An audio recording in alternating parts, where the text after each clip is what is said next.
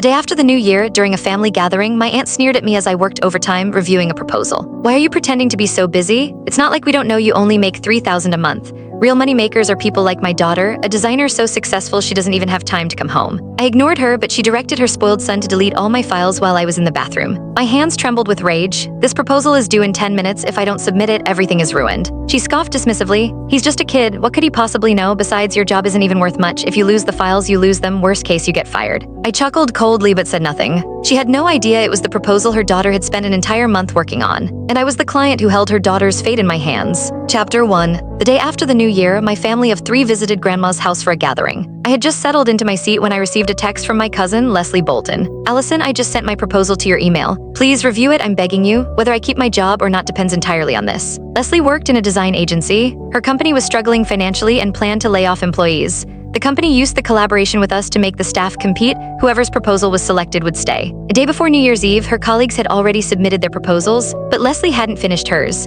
Determined to outshine everyone with a perfect design, she had worked nonstop for over a month, surviving on just 2 hours of sleep per night. However, one of my business partners had already found a proposal he liked and saw no need for further discussion. It was only after my repeated pleas that he reluctantly agreed to give Leslie a chance. Still, he made it clear that meeting deadlines was also a test of competence. To be fair to the other entries, the proposal had to be submitted by 8 p.m. sharp. There were no exceptions. I had reminded Leslie multiple times to send her proposal in as soon as possible, yet after waiting the entire day, she had only just sent it. It was already 7:45 p.m. In our work group chat, my 2 other partners were growing impatient. One of them even grumbled that if it weren't for me, they wouldn't have wasted their holidays working overtime. I quickly forwarded Leslie's proposal to the group. At the very least, I had done my part for her. Just as I thought everything was finally under control, a red exclamation mark popped up on my screen. There was no internet connection, the file had failed to send. I looked up and saw Aunt Mary's 10-year-old son, Ben, holding the unplugged internet cable, making faces at me. Suppressing my frustration, I said to him, "Stop messing around, Ben, plug it back in." Just then Aunt Mary's voice rang out sharp and indignant. "Why are you yelling at a child, Allison?" The entire family turned to stare at me. I was baffled and laughed helplessly. "I wasn't yelling, I just asked him to reconnect the cable," I explained. Aunt Mary dusted off the nutshells from her palm and eyed me with disdain. "Working overtime during holiday, just how busy are you? Even your uncle who runs a whole supermarket isn't this busy. Who are you trying to impress?" I checked the time, only 12 minutes left. I couldn't afford to argue, so I decided to send the file from my phone instead. But before I could, Aunt Mary snatched my phone away. "I'm talking to you and you're staring at your phone? I can't stand you young people. It's the new year and instead of talking to family, you pretend to be busy on your phone just to avoid us. So pretentious, do you really think you're some big shot? You're just another underpaid office drone making $3,000 a month." Chapter 2. Then Aunt Mary shut off my phone in front of everyone.